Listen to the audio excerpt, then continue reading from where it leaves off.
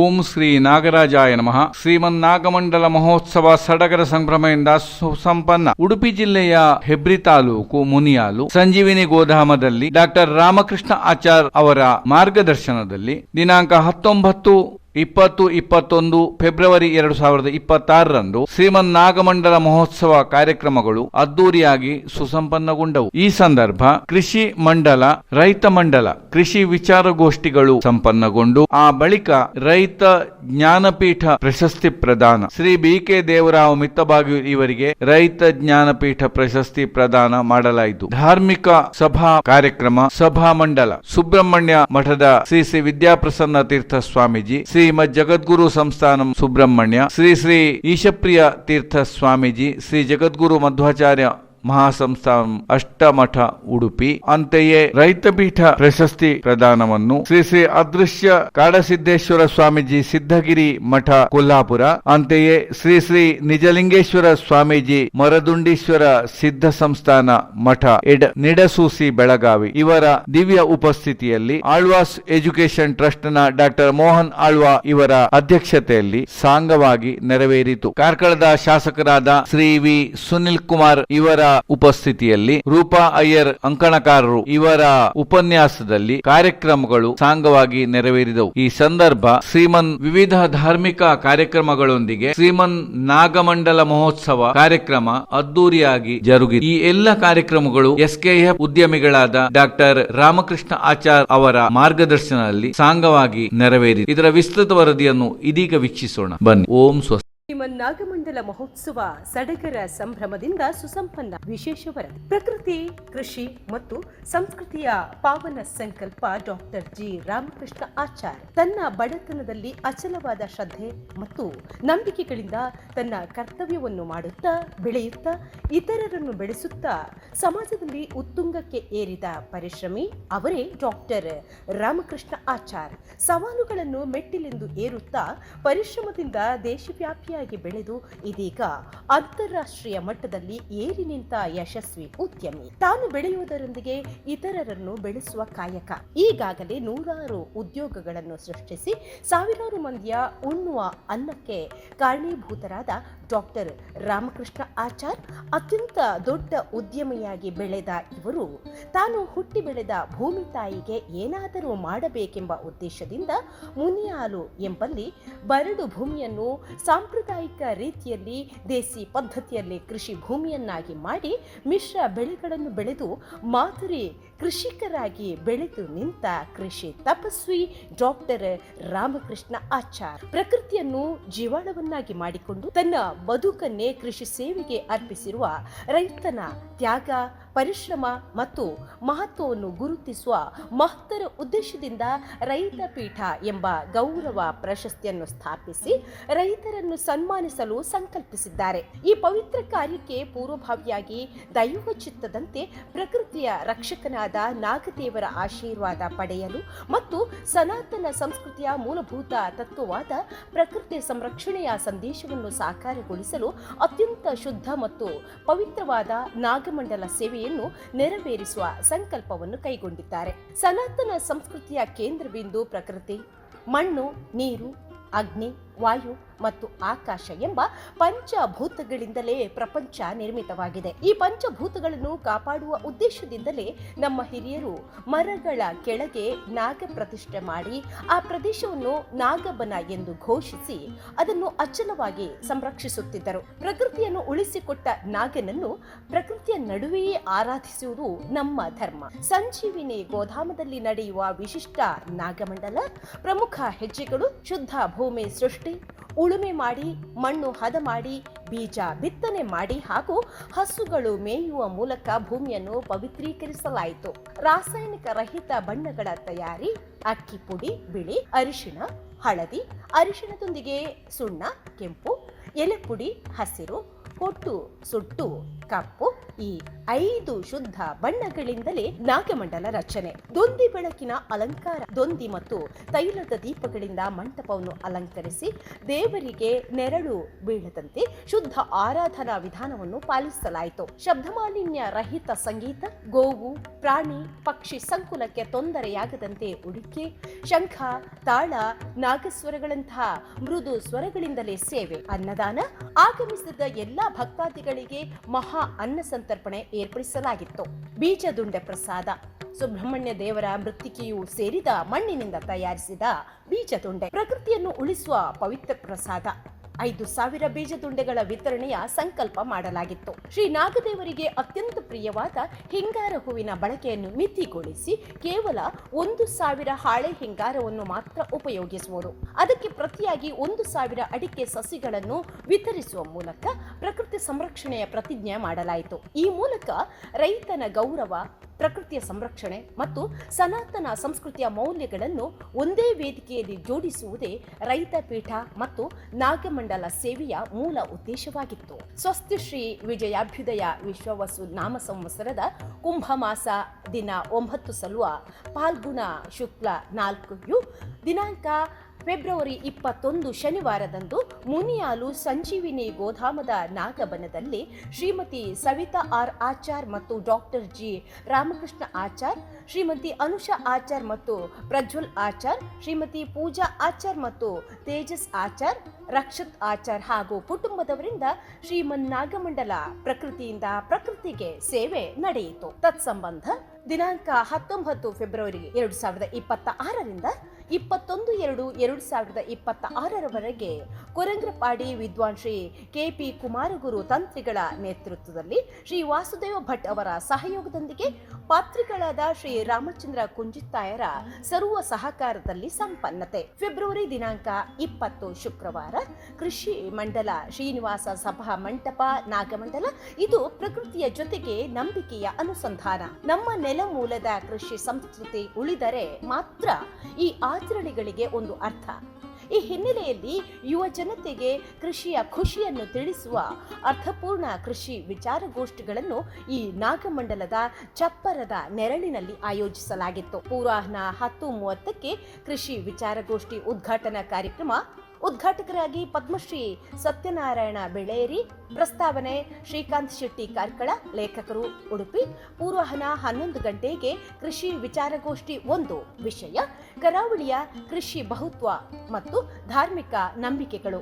ಸಂಪನ್ಮೂಲ ವ್ಯಕ್ತಿ ಡಾಕ್ಟರ್ ನರೇಂದ್ರ ರೈ ದೇರ್ಲಾ, ನಿವೃತ್ತ ಪ್ರಾಧ್ಯಾಪಕರು ಮತ್ತು ಪ್ರಸಿದ್ಧ ಕೃಷಿ ಅಂಕಣಕಾರರು. ಮಧ್ಯಾಹ್ನ 12 ಗಂಟೆಗೆ ಕೃಷಿ ವಿಚಾರಗೋಷ್ಠಿ 2. ವಿಷಯ ಯುವ ಜನತೆ ಮತ್ತು ಭವಿಷ್ಯದಲ್ಲಿ ಕೃಷಿ ಸಾಧ್ಯತೆಗಳು. ಸಂಪನ್ಮೂಲ ವ್ಯಕ್ತಿ ಶ್ರೀ ನಿರಂಜನ ಪುಳ್ಯ, ಗ್ರಾಮಜನ್ಯ ಪುತ್ತೂರು. ಅಧ್ಯಕ್ಷತೆ ಶ್ರೀ ಗುಣಪಾಲ ಕಡಂಬ, ಪ್ರಗತಿಪರ ಕೃಷಿಕರು ಮತ್ತು ನಿವೃತ್ತ ಪ್ರಾಂಶುಪಾಲರು. ಅಪರಾಹ್ನ 1:30ರಿಂದ 2:30ರವರೆಗೆ ಭೋಜನ ವಿರಾಮ. ಅಪರಾಹ್ನ 2:30ರಿಂದ ಕೃಷಿ ವಿಚಾರಗೋಷ್ಠಿ 3. ವಿಷಯ ಹೊಸ ತಲೆಮಾರಿನ ಕೃಷಿ ಮತ್ತು ಹಳ್ಳಿ ವಾಪಸಾತಿಯ ಅನುಭವ. ಸಂಪನ್ಮೂಲ ವ್ಯಕ್ತಿ ಶ್ರೀ ಪ್ರವೀಣ್ ಕೇಶವ್, ಪ್ರಯೋಗಶೀಲ ಕೃಷಿಕರು, ಮೈರುಗ ಕುರುಡಪದವು. ಅಧ್ಯಕ್ಷತೆ ಡಾಕ್ಟರ್ ಧನಂಜಯ್, ಕೃಷಿ ವಿಜ್ಞಾನಿಗಳು, ಬ್ರಹ್ಮಾವರ ಕೃಷಿ ವಿಜ್ಞಾನ ಕೇಂದ್ರ, ಶ್ರೀನಿವಾಸ ಸಭಾ ಮಂಟಪ. ಯಕ್ಷಗಾನ ವಲ್ಲರಿ ಸಂಜೆ 5 ಗಂಟೆಗೆ ಶ್ರೀನಿವಾಸ ಸಭಾ ಮಂಟಪ ದೇಶದ ನಿರುದ್ಯೋಗ, ಬಡತನ ಮತ್ತು ಅಪೌಷ್ಟಿಕತೆಯನ್ನು ಹೋಗಲಾಡಿಸಲು ಕೃಷಿಕರ ಕೈ ಬಲಪಡಿಸುವ ಮತ್ತು ಅವರಿಗೆ ಒಂದು ಘನತೆಯ ಬದುಕನ್ನು ಒದಗಿಸುವ ಅನಿವಾರ್ಯತೆ ಇದೆ. ಹೀಗಾಗಿ ಈ ದೇಶದ ಸಾಹಿತ್ಯ ಮತ್ತು ಕಲಾರಂಗದಲ್ಲಿ ಇದ್ದಂತೆ ಕೃಷಿಕರಿಗೂ ಕೂಡ ಒಂದು ಪ್ರಶಸ್ತಿಯನ್ನು ಕೊಡುವ ಯೋಜನೆಯೇ ರೈತ ಪೀಠ ಪ್ರಶಸ್ತಿ. ದಿವ್ಯ ಸಾನ್ನಿಧ್ಯ ಪೂಜ್ಯ ಶ್ರೀ ಶ್ರೀ ಅದೃಶ್ಯ ಕಾಡಸಿದ್ದೇಶ್ವರ ಸ್ವಾಮೀಜಿ, ಸಿದ್ಧಗಿರಿ ಮಠ, ಕಾವೇರಿ, ಕೊಲ್ಹಾಪುರ, ಮಹಾರಾಷ್ಟ್ರ. ಪೂಜ್ಯ ಶ್ರೀ ಶ್ರೀ ನಿಜಲಿಂಗೇಶ್ವರ ಸ್ವಾಮೀಜಿ, ಶ್ರೀ ದುರದುಂಡೀಶ್ವರ ಸಿದ್ಧ ಸಂಸ್ಥಾನ ಮಠ, ನಿಡಸೋಸಿ, ಬೆಳಗಾವಿ. ಅಧ್ಯಕ್ಷತೆ ಡಾಕ್ಟರ್ ಎಂ ಮೋಹನ ಆಳ್ವಾ.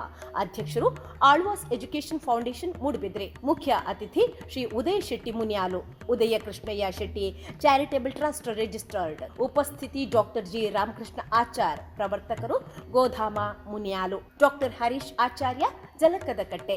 ಅಧ್ಯಕ್ಷರು ವಿಶ್ವಕರ್ಮ ಸಹಕಾರಿ ಬ್ಯಾಂಕ್, ಮಂಗಳೂರು. ಶ್ರೀ ಪಿ ಉಪೇಂದ್ರ ಆಚಾರ್ಯ, ಅಧ್ಯಕ್ಷರು ಎಸ್ಕೆಜಿಐ ಕೋಆಪರೇಟಿವ್ ಸೊಸೈಟಿ ಮಂಗಳೂರು. ಪ್ರಶಸ್ತಿ ಪುರಸ್ಕೃತರು ಶ್ರೀ ಬಿಕೆ ದೇವರಾಯ ಮಿತ್ತಬಾಗಿಲು. 240ಕ್ಕೂ ಅಧಿಕ ಭಾರತೀಯ ಭತ್ತದ ತಳಿಗಳನ್ನು ಸಂರಕ್ಷಣೆ ಮಾಡಿದ ಅಪರೂಪದ ಕೃಷಿ ಋಷಿ. ರೈತ ಪೀಠ ಸಮಗ್ರ ಕೃಷಿ ಅಧ್ಯಯನ ದೃಷ್ಟಿಯಿಂದ ಆರಂಭಿಸಲಾಗಿರುವ ಸಂಜೀವಿನಿ ಗೋಧಾಮ ಮುನಿಯಾಲು ಮತ್ತು ಕೃಷಿ ಕ್ಷೇತ್ರದ ಅಪೂರ್ವ ಸಾಧಕ ಡಾಕ್ಟರ್ ಜಿ ರಾಮಕೃಷ್ಣ ಆಚಾರ್ ಅವರ ಸಾಧನೆ ಯಶೋಗಾಥೆಯನ್ನು ದಾಖಲಿಸಿ ಡಾಕ್ಟರ್ ನರೇಂದ್ರ ರೈ ದೇರ್ಲಾ ಅವರು ರಚಿಸಿರುವ ಕೃತಿ ರೈತ ಪೀಠ. ಇದು ಈ ನೆಲದ ಜ್ಞಾನಪೀಠ. ಇದರ ಲೋಕಾರ್ಪಣೆ ಕೃತಿ ಬಿಡುಗಡೆ. ಪೂಜ್ಯ ಶ್ರೀ ಅದೃಶ್ಯ ಕಾಡಸಿದ್ದೇಶ್ವರ ಸ್ವಾಮೀಜಿ, ಸಿದ್ಧಗಿರಿ ಮಠ, ಕೊಲ್ಹಾಪುರ. ಸಂಕೀರ್ತನ ಸುರಭಿ. ಪ್ರಸ್ತುತಿ ಬೆಳ್ಮಣ್ ಸಿದ್ಧಾರ್ಥ ಕುಮಾರ್. ಶನಿವಾರ ಫೆಬ್ರವರಿ 21ರಂದು ಸಭಾಮಂಡಲ ಸಂಜೆ 5 ಗಂಟೆಗೆ ಶ್ರೀನಿವಾಸ ಸಭಾಮಂಟಪ. ದಿವ್ಯ ಸಾನ್ನಿಧ್ಯ ಪೂಜ್ಯ ಶ್ರೀ ಶ್ರೀ ವಿದ್ಯಾಪ್ರಸನ್ನ ತೀರ್ಥ ಸ್ವಾಮೀಜಿ, ಶ್ರೀ ಜಗದ್ಗುರು ಮಧ್ವಾಚಾರ್ಯ ಮಹಾಸಂಸ್ಥಾನಂ ಸುಬ್ರಹ್ಮಣ್ಯ ಮಠ, ಪೂಜ್ಯ ಶ್ರೀ ಶ್ರೀ ಈಶಪ್ರಿಯ ತೀರ್ಥ ಸ್ವಾಮೀಜಿ, ಶ್ರೀ ಜಗದ್ಗುರು ಮಧ್ವಾಚಾರ್ಯ ಮಹಾಸಂಸ್ಥಾನಂ ಶ್ರೀ ಅದಮಾರು ಮಠ ಉಡುಪಿ. ಅಧ್ಯಕ್ಷತೆ ಶ್ರೀ ದೇವಿ ಪ್ರಸಾದ್ ಶೆಟ್ಟಿ, ಸಾಣೂರು ಗುತ್ತು. ಅಧ್ಯಕ್ಷರು ಶ್ರೀಮನ್ನಾಗಮಂಡಲ ಸೇವಾ ಸಮಿತಿ ಮುನಿಯಾಲು. ಘನ ಉಪಸ್ಥಿತಿ ಶ್ರೀ ವಿ ಸುನಿಲ್ ಕುಮಾರ್, ಮಾಜಿ ಸಚಿವರು ಹಾಗೂ ಶಾಸಕರು, ಕಾರ್ಕಳ ವಿಧಾನಸಭಾ ಕ್ಷೇತ್ರ. ಉಪನ್ಯಾಸ ಶ್ರೀಮತಿ ರೂಪಾ ಅಯ್ಯರ್, ಖ್ಯಾತ ಅಂಕಣಕಾರರು, ಆಧ್ಯಾತ್ಮಿಕ ಚಿಂತಕರು. ಸಿಎ ಎಸ್ಎಸ್ ನಾಯಕ್, ಪ್ರಸಿದ್ಧ ಲೆಕ್ಕ ಪರಿಶೋಧಕರು, ಮಂಗಳೂರು. ಉಪಸ್ಥಿತಿ ಶ್ರೀ ವಿ ಶ್ರೀಧರ ಆಚಾರ್ಯ, ವಡೇರು ಹೋಬಳಿ. ಅಧ್ಯಕ್ಷರು ಶ್ರೀಮದ್ ಜಗದ್ಗುರು ಆನೆಕುಂದಿ ಮಹಾಸಂಸ್ಥಾನ ಸರಸ್ವತಿ ಪೀಠ, ರಿಜಿಸ್ಟರ್ಡ್ ಕಟಪಾಡಿ, ಪಡುಕುತ್ಯಾರು. ಭಕ್ತಿ ಗಾನ ಮಂಡಲ ಬೆಳಿಗ್ಗೆ 10ರಿಂದ ಸಂಜೆ 4ರವರೆಗೆ. ಶ್ರೀ ವಿಶ್ವಕರ್ಮ ಭಜನಾ ಮಂಡಳಿ ಹಳೆಯಂಗಡಿ, ಶ್ರೀ ವೆಂಕಟರಮಣ ಭಜನಾ ಮಂಡಳಿ ಕಾರ್ಕಳ ಹಾಗೂ ಶ್ರೀ ದಯಾಕರ್ ಮತ್ತು ಬಳಗ ಮಂಗಳೂರು ಇವರಿಂದ ಧಾರ್ಮಿಕ ಕಾರ್ಯಕ್ರಮ. ಫೆಬ್ರವರಿ 19 ಗುರುವಾರ ಬೆಳಿಗ್ಗೆ 8:30ರಿಂದ ಋತ್ವಿಜರ ಸ್ವಾಗತ, ಫಲನ್ಯಾಸ, ಪ್ರಾರ್ಥನೆ, ಆದ್ಯಶುದ್ಧಿ, ಪುಣ್ಯಾಹ, ಮಾತೃಕಾ ಪೂಜನಂ, ನಾಂದಿ ಸಮಾರಾಧನಂ, ಸಪ್ತರ್ಷಿ ಪೂಜನಂ, ಅರಣಿಮಥನ, ಬ್ರಹ್ಮಕೂರ್ಚ ಹೋಮ, 6 ಕಾಯೆ ಗಣಯಾಗ, ನವಗ್ರಹ ಯಾಗ, ಪ್ರತಿ ಸಂಬಂಧ ಪೂರ್ವಕ ಕಂಕಣ ಬಂಧನ, ಶ್ರೀಮದ್ ಭಾಗವತ ಪಾರಾಯಣಾರಂಭ, ಉಗ್ರಾಣ ಮುಹೂರ್ತ, ಅನ್ನಾರಾಧನಾ, ಉಗ್ರಾಣ ಮುಹೂರ್ತ, ಅಂಕುರ ಪೂಜಾ ಸಾಯಂಕಾಲ 5:30ಕ್ಕೆ. ಸಪ್ತಶುದ್ಧಿ, ಭೂಶುದ್ಧಿ, ವಾಸ್ತು ವಿದ್ಯಾ ಕಲಾಪ, ರಾಕ್ಷೋಘ್ನ ಸೂಕ್ತಯಾಗ, ಪ್ರಾಕಾರ ಬಲಿ. ಶುಕ್ರವಾರ ಫೆಬ್ರವರಿ 20 ಬೆಳಿಗ್ಗೆ 8:30ಕ್ಕೆ ಮೃತ್ಯುಂಜಯ ಹೋಮ, ಕೂಷ್ಮಾಂಡ ಯಾಗ, ಭೂತನಾಥ ಪ್ರೀತಿಕರ ಪ್ರತ್ಯಕ್ಷ ಅಶ್ವಪೂಜಾ, ಪ್ರಸನ್ನ ಪೂಜೆ ಸಂಜೆ 5:30ಕ್ಕೆ. ಸಾನ್ನಿಧ್ಯಾರ್ಥಿ ನೂರು ಮಾಲುತ, ಭಕ್ತಾಬ್ಜ ಚಂದ್ರಮಂಡಲ ಪೂಜಾ, ಚಂದ್ರಕಮಂಡಲ ಪೂಜಾ. ಫೆಬ್ರವರಿ 21 ಶನಿವಾರ 8:30ಕ್ಕೆ ಆಶ್ಲೇಷ ಬಲಿದಾನ, ಪಂಚವಿಂಶತೆ ದ್ರವ್ಯ ಮಿಳಿತ ಕಲಶ, ಪ್ರಧಾನ ಯಾಗ, ಸರ್ಪತ್ರಯ ಮಂತ್ರಯಾಗ, ಪವಮಾನ ಸೂಕ್ತಯಾಗ, ತಿಲಯಾಗ, ಬ್ರಹ್ಮಚಾರಿ ಆರಾಧನಾ, ಪ್ರಸನ್ನ ಪೂಜೆ, ಪಲ್ಲ ಪೂಜೆ, ಅನಾರಾಧನೆ. ಸಾಯಂಕಾಲ 5:30ಕ್ಕೆ ದುರ್ಗಾ ನಮಸ್ಕಾರ ಪೂಜೆ. 8:30ಕ್ಕೆ ಹಾಲಿಟ್ಟು ಸೇವೆ, ಏಕಪವಿತ್ರ ನಾಗಮಂಡಲ.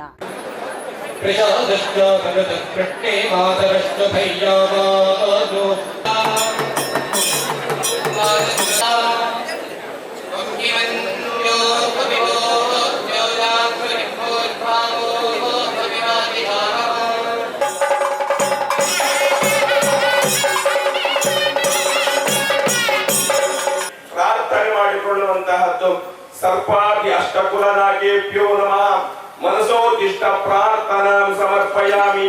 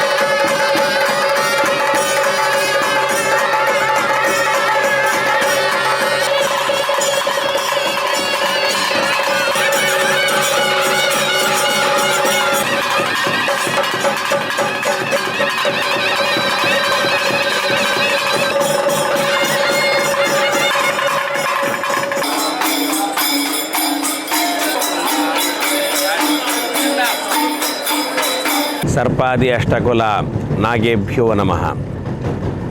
ಮುನಿಯಾಲು ಸಂಜೀವಿನಿ ಗೋಧಾಮದಲ್ಲಿ ಈಗಾಗಲೇ ನಾವು ಪೂರ್ವಾಂಗ ಉತ್ತರಾಂಗ ಸಹಿತವಾಗಿರತಕ್ಕಂತಹ ನಾಗಮಂಡಲದಿಂದ ಸಂಪನ್ನಗೊಂಡಿದ್ದೇವೆ. ಏನು ಈ ನಾಗಮಂಡಲ ಮತ್ತು ಇದರ ಪೂರ್ವಾಂಗ ಕೃತ್ಯಗಳೇನು, ಏನೆಲ್ಲ ನಾವು ಕರ್ಮಾಂಗವನ್ನು ಈ ಕ್ಷೇತ್ರದಲ್ಲಿ ನಾವು ನಡೆಸಿದ್ದಿದೆ, ಒಂದು ಚಿಕ್ಕ ಸಿಂಹಾವಲೋಕನವನ್ನು ಮಾಡೋಣ. ನಾಗಮಂಡಲದ ಆರಂಭಿಕ ಹಂತದಲ್ಲಿ ನಾವು ಎಲ್ಲಿ ನಾಗಮಂಡಲ ಸೇವೆಯನ್ನು ಮಾಡಿದ್ದೇವೆಯೋ ಅಲ್ಲಿ ಮೊದಲಾಗಿ ನಾವು ಭುವನೇಶ್ವರಿ ಪೂಜೆ ಮಾಡಿ ಭೂಮಿಯನ್ನು ಪೂಜೆ ಮಾಡಿದ್ದೇವೆ. ನಂತರ ಪೂಜೆ ಮಾಡಿದ ಭೂಮಿ ತಾಯಿಯನ್ನು ಪ್ರಾರ್ಥಿಸಿ ಅವಳಿಂದ ನಾವು ಒಪ್ಪಿಗೆಯನ್ನು ಪಡೆದಿದ್ದೇವೆ. ಅವಳ ಒಪ್ಪಿಗೆ ಇಲ್ಲದೇ ಇದ್ದರೆ ಈ ಭೂಮಿಯಲ್ಲಿ ನಮಗೆ ಒಂದು ಅರೆ ಗಳಿಗೆಯೂ ಕೂಡ ವಾಸ ಮಾಡಲಿಕ್ಕೆ ಅಧಿಕಾರ ಇಲ್ಲ. ಈ ಭೂಮಿಯಲ್ಲಿ ನಾವು ಇಷ್ಟು ದೊಡ್ಡ ಕೆಲಸವನ್ನು ಮಾಡುವಾಗ ಮೊದಲಾಗಿ ನಾವು ಭೂಮಿ ತಾಯಿಯ ಅಪ್ಪಣೆಯನ್ನು ಪಡೆಯುವಂತಹ ಒಂದು ಭಾವನಾತ್ಮಕ ಕ್ರಿಯೆಯನ್ನು ಮಾಡಿ ನಂತರ ವೇದಿಕೆಯನ್ನು ಸಿದ್ಧಪಡಿಸಿ ಅದರಲ್ಲಿ ಮಣ್ಣು ಹಾಕಿ 2 ಎತ್ತುಗಳಿಂದ ಭೂಮಿಯನ್ನು ಉಳುಮೆ ಅಂತ ಮಾಡಿದ್ದೇವೆ. ಭೂಮಿಯನ್ನು ಉಳುಮೆಯ ಮುಖಾಂತರವಾಗಿ ಹದ ಮಾಡಿ ಬೀಜ ಬಿತ್ತುವ ಮುಖಾಂತರವಾಗಿ ಅಲ್ಲಿ ಅಂಕುರಗಳು ಬಂದಾಗ ಗಿಡಗಳು ಆದಾಗ ಹಲವಾರು ಹಸುಗಳಿಂದ ಆ ಎಲ್ಲ ಗಿಡಗಳನ್ನು ಕೂಡ ತಿನ್ನಿಸುವಂತಹ ಪ್ರಕ್ರಿಯೆ ಮಾಡಿದ್ದೇವೆ.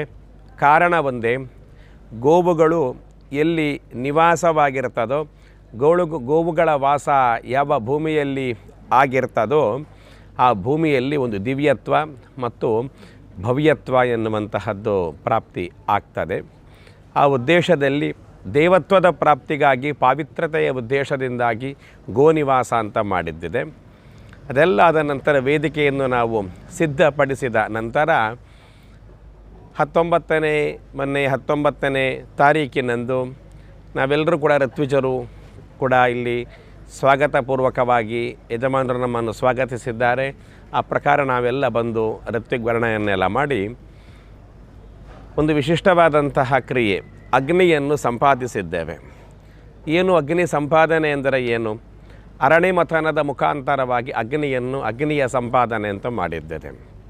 ಅರಣಿ ಮಥನ ಅಂದರೆ ಒಂದು ಮರದ ಒಂದು ಚಕ್ಕೆ ಇರ್ತದೆ, ಮರದ ಒಂದು ಪೀಠ, ಆ ಮರದ ಪೀಠಕ್ಕೆ ಇನ್ನೊಂದು ಮರದ ಸಾಧನದಿಂದ ಘರ್ಷಣೆಯನ್ನು ನಡೆಸಿದಾಗ ಅಲ್ಲಿ ಒಂದು ಅಗ್ನಿ ಎನ್ನುವಂತಹದ್ದು ಬರ್ತದೆ.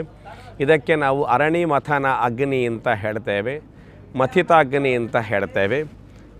ಹಾಗೆ ಮಂತ್ರಪೂರ್ವಕವಾಗಿ ಒಂದು ಮರದ ತುಂಡಿಗೆ ಇನ್ನೊಂದು ಮರದ ತುಂಡನ್ನು ಘರ್ಷಿಸಿದಾಗ ಬರುವಂತಹ ಒಂದು ಅಗ್ನಿ, ಆ ಅಗ್ನಿಯಲ್ಲಿ ನಾವೆಲ್ಲ ಕರ್ಮಾಂಗಗಳನ್ನು ಕೂಡ ಮಾಡ್ತಾ ಬಂದಿದ್ದೇವೆ. ಅರಣಿ ಮಥನ ಅಂದರೆ ಏನು ಅಂತ ಕೇಳಿದರೆ ಅದು ಬಹಳ ವಿಶಿಷ್ಟವಾದಂತಹ ತತ್ವವನ್ನು ಬೋಧಿಸುವಂತಹ ಒಂದು ಸಾಧನ ಆಗಿರ್ತದೆ. ಮರವನ್ನು ಕಂಡಾಗ ಅದರಲ್ಲಿ ಅಗ್ನಿ ಇದೆ ಎಂಬುದಾಗಿ ಯಾರಿಗೂ ಗೊತ್ತಾಗೋದಿಲ್ಲ. ಮರವನ್ನು ಕಂಡಾಗ ಅಗ್ನಿ ಇರುವುದು ಗೊತ್ತೇ ಆಗೋದಿಲ್ಲ. ಆದರೆ ಮರದ ಒಳಗಡೆ ಗೌಪ್ಯವಾಗಿ ಗೂಢವಾಗಿ ಅಗ್ನಿ ಇರ್ತದೆ. ಆ ಅಗ್ನಿ ಕಾಣಿಸಬೇಕಾಗಿದ್ದರೆ ಅಲ್ಲಿ ನಮ್ಮ ಮಥನ ಎನ್ನುವಂತಹದ್ದು ಆಗಬೇಕು. ಮಥಿಸಿದಾಗ ಮಾತ್ರ ಆ ಮರದ ತುಂಡಿನಲ್ಲಿರುವ ಅಗ್ನಿ ನಮ್ಮ ಎದುರಿಗೆ ಪ್ರಕಟ ಆಗ್ತದೆ. ಅದೇ ಪ್ರಕಾರ ದೇವರು ಕೂಡ ಹಾಗೆ ಎಲ್ಲ ಕಡೆಯಲ್ಲೂ ಇರ್ತಾರೆ. ಆದರೆ ಮರದ ತುಂಡಿನಲ್ಲಿರುವ ಅಗ್ನಿಯಂತೆ ಯಾರಿಗೂ ಕಾಣಿಸೋದಿಲ್ಲ. ಮರದ ತುಂಡನ್ನು ಮಥಿಸಿದಾಗ ಅಗ್ನಿ ಬರುವಂತೆ ನಮ್ಮ ಬದುಕಿನಲ್ಲಿ ಭಕ್ತಿ ಎನ್ನುವಂತಹ ತುಂಡನ್ನು ಇಟ್ಟು ನಾವು ನಮ್ಮ ಬದುಕನ್ನು ಮಥಿಸಿದಾಗ ದೇವರು ಎನ್ನುವಂತಹ ಅಗ್ನಿ ನಮಗೆ ಪ್ರಕಟವಾಗಿ ಬರ್ತದೆ. ಅದು ಮಥಿಸಿದವನಿಗೆ ಮಾತ್ರ ಅದರ ಅನುಭವಗಳು ಬರ್ತದೆ ಅಂತ ಅರ್ಥ. ಇಂತಹ ಒಂದು ವಿಶಿಷ್ಟ ತತ್ವವನ್ನು ಬೋಧಿಸುವ ಸಾಧನ ಅರಣಿ ಮಥನ. ಅದರಲ್ಲಿ ಅಗ್ನಿಯನ್ನು ಸಂಪಾದಿಸಿಕೊಂಡು ಎಲ್ಲ ನಾವು ಕರ್ಮಾಂಗಗಳನ್ನು ಕೂಡ ಮಾಡ್ತಾ ಬಂದಿದ್ದೇವೆ. ಪೂರ್ಣಮಾನ ನವಗ್ರಹ ಯಾಗ, ಬ್ರಹ್ಮಕೂರ್ಚ ಹೋಮ, ವಾಸ್ತು ಹೋಮ, ರಾಕ್ಷೋಘ್ನ ಸೂಕ್ತ ಹೋಮ, ಆನಂತರ ಕುಷ್ಮಾಂಡ ಹೋಮ, ತಿಲಹೋಮ, ಸರ್ಪತ್ರಯ ಮಂತ್ರ ಹೋಮ, ಆಶ್ಲೇಷ ಬಲಿದಾನ, ಇದೆಲ್ಲ ಪ್ರಕ್ರಿಯೆಗಳನ್ನು ಕೂಡ ಮಾಡಿಕೊಂಡು ಒಂದು ವಿಶಿಷ್ಟವಾದಂತಹ ಆರಾಧನೆಯನ್ನು ಮಾಡಿದ್ದೇವೆ. ಅದು ನೂರುಂಪಾಲುಂ ಎನ್ನುವಂತಹ ಒಂದು ಕೇರಳೀಯ ಸಂಪ್ರದಾಯದಲ್ಲಿ ಬಂದಂತಹ ಒಂದು ವಿಶಿಷ್ಟವಾದಂತಹ ಆರಾಧನೆ ಇದೆ. ಅದನ್ನು ನಾವು ನೂರುಂಪಾಲುಂ ಅಂತ ಕರೀತೇವೆ. ಕೇರಳದಲ್ಲಿ ಪಾಲು ಅಂತ ಹೇಳಿದರೆ ಹಾಲು ಅಂತ ಅರ್ಥ. ನೂರುಮ್ ಅಂತ ಕೇಳಿದರೆ ಅಕ್ಕಿಯ ಹಿಟ್ಟು ಮತ್ತು ನೀರನ್ನು ಮಿಶ್ರಣ ಮಾಡಿದಾಗ ಬರುವಂತಹ ಒಂದು ಸಾಧನಕ್ಕೆ ನೂರುಮ್ ಎನ್ನುವಂತಹ ಅರ್ಥ ಹೇಳ್ತಾರೆ. ಅಂತಹ 11 ದ್ರವ್ಯಗಳನ್ನು ಮೇಳೈಸಿಕೊಂಡು ಅದನ್ನು ನಾವು ಒಂದು ದ್ರವ್ಯವನ್ನಾಗಿಸಿಕೊಂಡು ಅದಕ್ಕೆ ಮಂತ್ರಗಳನ್ನು ಜಪಿಸಿ ನವನಾಗರನ್ನು ಸಂಕಲ್ಪಿಸಿಕೊಂಡು ಕೊಡುವಂತಹ ಒಂದು ತರ್ಪಣ ಏನಿದೆ ಅದನ್ನು ನೂರುಂಪಾಲು ಎನ್ನುವಂತಹ ಹೆಸರಿನಿಂದ ಕರೆಯುತ್ತಾರೆ. ಯಾವ ಕ್ರಿಯೆಯಿಂದ ಸರ್ಪಾದಿ ಅಷ್ಟಕುಲ ನಾಗರು ಕೂಡ ನಾಗದೇವರು ತೃಪ್ತರಾಗ್ತಾರೆ, ತೃಪ್ತಿಯನ್ನು ಹೊಂದುತ್ತಾರೆ, ಅಂತಹ ಆರಾಧನೆಗೆ ತರ್ಪಣ ಅಂತ ಶಾಸ್ತ್ರದಲ್ಲಿ ಹೆಸರು ಕೊಟ್ಟಿದ್ದಾರೆ. ಅಂತಹ ವಿಧಿಯನ್ನು ಕೂಡ ನಾವು ಈ ಕ್ಷೇತ್ರದಲ್ಲಿ ಈ ಹಿಂದೆ ಮಾಡಿದ್ದಿದೆ, ಈ ನಾಗಮಂಡಲದ ಸಂದರ್ಭದಲ್ಲಿ ಮಾಡಿದ್ದಿದೆ. ಇಷ್ಟು ಪ್ರಕ್ರಿಯೆಗಳಲ್ಲದೆ ನಾವು ನಾಗಮಂಡಲ ಎನ್ನುವಂತಹ ವಿಶಿಷ್ಟವಾದಂತಹ ಆರಾಧನೆಯನ್ನು ಕೂಡ ಮಾಡಿದ್ದೇವೆ. ಈ ನಾಗಮಂಡಲದ ಹಿಂದೆ ಒಂದಷ್ಟು ಸಾನ್ನಿಧ್ಯಕ್ಕೆ ಸಂಬಂಧಪಟ್ಟಂತಹ ಕೆಲವು ಇತಿಹಾಸಗಳನ್ನು ಕೂಡ ನಾವು ಇಲ್ಲಿ ನಿರ್ಧರಿಸಿದ್ದೇವೆ. ಯಾವ ರೀತಿ ಅಂತ ಕೇಳಿದರೆ, ನಮ್ಮ ನಾಗಮಂಡಲ ಕೇವಲ ಧಾರ್ಮಿಕ ಕಾರ್ಯಕ್ರಮಗಳು ಮಾತ್ರ ಆಗಿರಬಾರ್ದು, ಅದು ಆ ಧಾರ್ಮಿಕ ಕಾರ್ಯಕ್ರಮಗಳೊಂದಿಗೆ ಅದು ಸಮಾಜಮುಖಿಯಾಗಿಯೂ ಕೂಡ ಇರಬೇಕು ಮತ್ತು ಪ್ರಕೃತಿ ಮೂಲವಾಗಿಯೂ ಕೂಡ ಇರಬೇಕೆನ್ನುವ ಉದ್ದೇಶದಲ್ಲಿ ನಾಗಮಂಡಲಕ್ಕೆ ಬೇಕಾಗಿರುವಂತಹ ಮಂಡಲ ಹಾಕಲಿಕ್ಕೆ ಬೇಕಾಗಿರುವಂತಹ ಬಣ್ಣಗಳನ್ನು ನಾವು ಇಲ್ಲಿಯೇ ತಯಾರು ಮಾಡಿದ್ದೇವೆ. ಅಕ್ಕಿಯನ್ನು ನಾವು ಚಂದ ಮಾಡಿ ಶುದ್ಧ ಮಾಡಿ ಪುಡಿ ಮಾಡುವುದರಿಂದ ಬಿಳಿಯ ಬಣ್ಣ ಸಿಗ್ತದೆ. ಆನಂತರ ಅರಶಿನ ಕೊಂಬನ್ನು ಇಲ್ಲಿಯೇ ನಾವು ಪುಡಿ ಮಾಡಿ ಅರಶಿನವನ್ನು ರಚನೆ ಮಾಡಿದ್ದೇವೆ. ಆ ಅರಶಿನಕ್ಕೆ ಪ್ರಮಾಣಬದ್ಧವಾದಂತಹ ಪಟಿಕಾರವನ್ನು, ಬಿಳಿಕಾರವನ್ನು, ತುಪ್ಪವನ್ನು, ಪಚ್ಚಕರ್ಪೂರವನ್ನು, ಅದೇ ಪ್ರಕಾರವಾಗಿ ಲಿಂಬೆ ಹಣ್ಣಿನ ರಸವನ್ನು ಕೂಡ ಹಾಕಿದಾಗ ಅದು ಸಾಂಪ್ರದಾಯಿಕವಾಗಿರತಕ್ಕಂತಹ ಕೆಂಪು ಬಣ್ಣಕ್ಕೆ ತಿರುಗ್ತದೆ. ಅದಾಗ್ತದೆ ಕೆಂಪು ಬಣ್ಣ. ಇನ್ನು ಎಲೆಗಳನ್ನು ಒಣಗಿಸಿ ಅದನ್ನು ಪುಡಿ ಮಾಡಿದಾಗ ಪಚ್ಚೆ ಆಕಾರದಲ್ಲಿ ನಮಗೆ ಅದು ವಾಯುತತ್ವಕ್ಕೆ ಅಧಿದೇವತೆಯಾಗಿ ಪಚ್ಚೆ ಬಣ್ಣ ಸಿಗ್ತದೆ. ಇನ್ನು ಅಕ್ಕಿಯಿಂದ ಬಂದಂಥ ಹೊಟ್ಟನ್ನು ನಾವು ಬಿಸಿ ಮಾಡಿದಾಗ ಅದು ಕಪ್ಪಗಾಗ್ತದೆ, ಅದನ್ನು ಪುಡಿ ಮಾಡಿದಾಗ ಕಪ್ಪು ಬಣ್ಣ ಎನ್ನುವಂತಹದ್ದು ಸಿಗ್ತದೆ. ಹೀಗೆ ಪೃಥ್ವಿ ಅಪ್ ತೇಜ ವಾಯು ಆಕಾಶ 5ರ ಪ್ರತೀಕ ಎನ್ನುವಂತೆ 5 ಬಣ್ಣಗಳನ್ನು ಇಲ್ಲಿಯೇ ನಾವು ರಚಿಸಿಕೊಂಡು ಅದರಲ್ಲಿ ಎಲ್ಲ ಮಂಡಲಾದಿಗಳನ್ನು ಕೂಡ ಮಾಡ್ತಾ ಬಂದಿದ್ದೇವೆ. ಯಾವುದೇ ರೀತಿಯ ರಾಸಾಯನಿಕ ವಸ್ತುಗಳನ್ನು ಈ ಕ್ಷೇತ್ರದಲ್ಲಿ ಉಪಯೋಗ ಅಂತ ಮಾಡಲಿಲ್ಲ. ಎರಡನೇದಾಗಿ ಬಂದಂತಹ ಭಕ್ತಾದಿಗಳಿಗೆ ಬೇಕಾದಷ್ಟು ಅನ್ನದಾನಗಳಾಗಬೇಕೆನ್ನೋ ಉದ್ದೇಶದಲ್ಲಿ ಮಧ್ಯಾಹ್ನದಿಂದ ರಾತ್ರಿಯ ತನಕನೂ ಕೂಡ ನಿರಂತರವಾಗಿ ಅನ್ನದಾನ ಎನ್ನತಕ್ಕಂತಹದ್ದು ಆಗ್ತಾಯಿತ್ತು. ಯಾರಿಗೂ ಇಲ್ಲ ಎನ್ನುವಂತಹ ಭಾವ ಬಾರದೇ ಇರುವ ಹಾಗೆ ಎಲ್ಲ ಅನ್ನದಾನಗಳು ಕೂಡ ನಡೆದಿದೆ. ಯಾವಾಗಲೂ ದಾನ ಹೇಗಿರಬೇಕು ಅಂತ ಕೇಳಿದರೆ ಕೊಡುವ ವ್ಯಕ್ತಿಗೂ ತಗೊಳ್ಳುವ ವ್ಯಕ್ತಿಗೂ ಸಾಕು ಎನ್ನುವಷ್ಟು, ತೃಪ್ತಿ ಎನ್ನುವಷ್ಟು ದಾನ ನಡೆದರೆ ಅದನ್ನು ಉತ್ತಮ ದಾನ ಅಂತ ಕರೀತಾರೆ. ಪ್ರಾಯಶಃ ಯಾವ ದಾನವನ್ನು ಕೊಟ್ಟರೂ ಕೂಡ ತಗೊಳ್ಳುವ ವ್ಯಕ್ತಿ ಸಾಕು ಎನ್ನಲಾರ. ಏನು ಕೊಟ್ಟರೂ ಕೂಡ ಇನ್ನೊಂದು ಸ್ವಲ್ಪ ಕೊಟ್ಟಿದ್ದರೆ ಆಗಬಹುದು ಎನ್ನುವ ಭಾವ ತಗೊಳ್ಳುವವನಿಗೆ ಬರ್ತದೆ. ಆದರೆ ಎಲೆ ಹಾಕಿ ಊಟ ಮಾಡೋವಾಗ ಮಾತ್ರ ಆ ಊಟ ಮಾಡುವ ವ್ಯಕ್ತಿ ಹೇಳ್ತಾನೆ, ನನಗಿನ್ನೂ ಬೇಡ, ನನಗೆ ಸಾಕು ಸಾಕು ಅಂತ ಹೇಳುವ ಒಂದು ದಾನ ಇದ್ದರೆ ಅದು ಅನ್ನದಾನ ಮಾತ್ರ. ಅದರಿಂದಾಗಿ ಅನ್ನದಾನಕ್ಕೆ ಸಮವಾದಂತಹ ಇನ್ನೂ ದಾನ ಇಲ್ಲ ಅಂತ ದಾಸರು ಬೇರೆ ಹೇಳಿದ್ದಾರೆ. ಅಂತಹ ದೇವರಿಗೆ ಅತೀ ಪ್ರೀತಿಕರವಾಗಿರತಕ್ಕಂತಹ ಸಾಮಾಜಿಕ ಮೌಲ್ಯವುಳ್ಳಂತಹ ಅನ್ನದಾನವನ್ನು ಕೂಡ ಈ ಕ್ಷೇತ್ರದಲ್ಲಿ ಮಾಡಿದ್ದಿದೆ. ಇಷ್ಟೇ ಸಾಲದು, ಸಮಾಜ ಮುಖವಾಗಿಯೂ ನಮಗೆ ಬೇಕು, ಪ್ರಕೃತಿ ಮುಖವಾಗಿಯೂ ಬೇಕು ಎನ್ನುವ ಉದ್ದೇಶದಲ್ಲಿ ನಮ್ಮ ಈ ಕರಾವಳಿ ಪ್ರಾಂತ್ಯದಲ್ಲಿ ನಾಗ ಬನ ಅಂತ ಹೇಳ್ತೇವೆ. ಅಂದರೆ ಬನ ಹೇಳಿದ್ರೆ ತದ್ಭವ ರೂಪ, ವನ ಎನ್ನುವುದರ ತದ್ಭವ ರೂಪ ಬನ. ನಾಗಬನ ಹೇಳಿದರೆ ಒಂದಷ್ಟು ವನಗಳ ಮಧ್ಯದಲ್ಲಿ ನಾಗನನ್ನು ಸ್ಥಾಪಿಸಿ ನಮ್ಮ ಹಿರಿಯರು ನಾಗನನ್ನು ಉಪಾಸನೆ ಮಾಡಿಕೊಂಡು ಬಂದಿದ್ದಾರೆ. ಇವತ್ತು ಅದೆಷ್ಟೋ ವನಗಳು ಉಳಿದಿದೆ ಎಂದರೆ ನಾಗನ ಹೆಸರು ಹೇಳಿ ಉಳಿದಿದೆ. ಅದು ನಾಗನ ಬನ ಆಗಿರುವುದರಿಂದ ಆ ವೃಕ್ಷಗಳನ್ನು ಕಡಿಬೇಡಿ ಅಂತ ಒಂದಷ್ಟು ವೃಕ್ಷಗಳು ಉಳಿದಿದೆ. ನಮ್ಮ ಈ ಪ್ರಾಂತ್ಯದಲ್ಲಿ ಅದೆಷ್ಟೋ ವೃಕ್ಷಗಳು ಪ್ರಕೃತಿ ಉಳಿದಿದೆ ಹೇಳಿದರೆ ಅದು ನಾಗನಿಂದ. ಅದರಿಂದ ಪ್ರಕೃತಿಯನ್ನು ನಮಗೆ ಉಳಿಸಿಕೊಟ್ಟಂತಹ ನಾಗನನ್ನು ಪ್ರಕೃತಿಯನ್ನು ಉಳಿಸುವ ಮುಖಾಂತರವಾಗಿ, ಪ್ರಕೃತಿಯನ್ನು ಬೆಳೆಸುವ ಮುಖಾಂತರವಾಗಿ ಆರಾಧಿಸಬೇಕು ಎನ್ನುವ ಸಂಕಲ್ಪವನ್ನು ಹೊತ್ತುಕೊಂಡು ನಾವು 5,000 ಗಿಡಗಳನ್ನು ಈ ನಾಗಮಂಡಲದ ಉದ್ದೇಶದಲ್ಲಿ ದಾನ ಅಂತ ಕೊಟ್ಟಿದ್ದೇವೆ. ಇವತ್ತು ನೀವು ನೋಡಿರಬಹುದು, ಈ ಅಲಂಕಾರಾದಿಗಳನ್ನೆಲ್ಲ ಮಂಟಪದಲ್ಲಿ ಮಾಡಿದ್ದಾರೆ. ಅಲಂಕಾರಕ್ಕೆ ಎಷ್ಟು ಹೂವುಗಳನ್ನು ಎಷ್ಟು ಫಲವಸ್ತುಗಳನ್ನು ಉಪಯೋಗ ಮಾಡಿದ್ದಾರೆ. ಇದು ಪ್ರಕೃತಿಯಿಂದ ನಾವು ಪಡ್ಕೊಂಡದ್ದು. ಹಾಗಾದರೆ ನಾವು ಪ್ರಕೃತಿಗೆ ನಾವು ಅದನ್ನು ಹಿಂದಿರುಗಿಸಿ ಕೊಡದೇ ಇದ್ದರೆ ನಾವು ಕೃತಜ್ಞರಾಗ್ತೇವೆ. ಅದಕ್ಕೋಸ್ಕರ ಎಲ್ಲ ಭಕ್ತಾದಿಗಳಿಗೂ ಕೂಡ ಬಂದವರಿಗೆ ಒಂದೊಂದು ಭಕ್ತಾದಿಗಳಿಗೂ ಒಂದೊಂದು ಗಿಡದಂತೆ 1,000 ಭಕ್ತವರ್ಗಕ್ಕೆ ಫ್ರೂಟ್ಸಿನ ಫಲವಸ್ತುವಿನ ಗಿಡವನ್ನು, ಮತ್ತೊಂದು 1,000 ಭಕ್ತ ಸಮುದಾಯಕ್ಕೆ ಹೂವಿನ ಗಿಡವನ್ನು ಕೂಡ ಕೊಡ್ತಾ ಇದ್ದೇವೆ, ಕೊಟ್ಟಿದ್ದುಂಟು. ಅಲ್ಲದೆ ಇಲ್ಲಿ ದರ್ಶನ ಪಾತ್ರೆಗಳು ದರ್ಶನ ಮಾಡ್ತಾರೆ. ಆ ದರ್ಶನೆಯಲ್ಲಿ 1,000 ಹಾಳೆ ಹಿಂಗಾರದಲ್ಲಿ ಸ್ನಾನ ಮಾಡಿದ್ದಾರೆ. ಅದಕ್ಕೋಸ್ಕರವಾಗಿ 1,000 ಅಡಿಕೆಯ ಸಸಿಗಳನ್ನು ಕೂಡ ಈ ಕ್ಷೇತ್ರದಲ್ಲಿ ದಾನ ಮಾಡಿದ್ದಿದೆ. ಅಷ್ಟೇ ಅಲ್ಲದೆ ವಿಶೇಷವಾಗಿ ಈ ಕ್ಷೇತ್ರದಲ್ಲಿ ಇನ್ನೂ ಕೂಡ ಸಾನ್ನಿಧ್ಯ ಬೆಳೀಬೇಕು, ದೇವರ ಅನುಗ್ರಹ ಎಲ್ಲರಿಗೂ ಸಿಗಬೇಕು ಎನ್ನುವಂತಹ ಉದ್ದೇಶದಲ್ಲಿ ಬೇರೆ ಬೇರೆ ಸತ್ಕರ್ಮಗಳನ್ನು ಕೂಡ ಮಾಡಿದ್ದಿದೆ. ಆ ನಿಟ್ಟಿನಲ್ಲಿ ಪ್ರಕೃತಿಯನ್ನು ಉಳಿಸಿದಂತಹ ದೇವತೆ ನಾಗದೇವರನ್ನು ಪ್ರಕೃತಿಯನ್ನು ಬೆಳೆಸುವ ಮುಖಾಂತರವಾಗಿಯೇ ನಾಗನನ್ನು ಆರಾಧಿಸಿದಾಗ ಪ್ರಾಯಶಃ ನಮ್ಮ ಎಲ್ಲ ಕೆಲಸಗಳು ಕೂಡ ಧಾರ್ಮಿಕ ಪ್ರಕ್ರಿಯೆಗಳು ಕೂಡ ಸಾರ್ಥಕತೆಗೆ ಎಂಬುದಾಗಿ ಬರ್ತದೆ. ಆದ್ದರಿಂದಾಗಿ ಇದೊಂದು ದೊಡ್ಡ ಮಾಹಿತಿಯೂ ಕೂಡ ಸಮಾಜಕ್ಕೆ ಹೋಗಬೇಕು. ಏನು ಅಂತ ಕೇಳಿದರೆ ಪ್ರತಿಯೊಂದು ನಾಗಮಂಡಲ ಮಾಡುವವರು ಕೂಡ ಕನಿಷ್ಠ ಪಕ್ಷ 5,000 ಗಿಡಗಳನ್ನು ನೆಟ್ಟಾಗ ಪ್ರಕೃತಿಯಿಂದ ನಾವು ತಕ್ಕೊಂಡದ್ದನ್ನು ಮತ್ತೆ ಪುನಃ ಪ್ರಕೃತಿಗೆ ನಾವು ವಾಪಸ್ ಕೊಟ್ಟಾಗ ನಾವು ಮಾಡಿದಂತಹ ಈ ಸತ್ಕರ್ಮಗಳು ಸಾರ್ಥಕತೆಗೆ ಎಂಬುದಾಗಿ ಬರ್ತದೆ.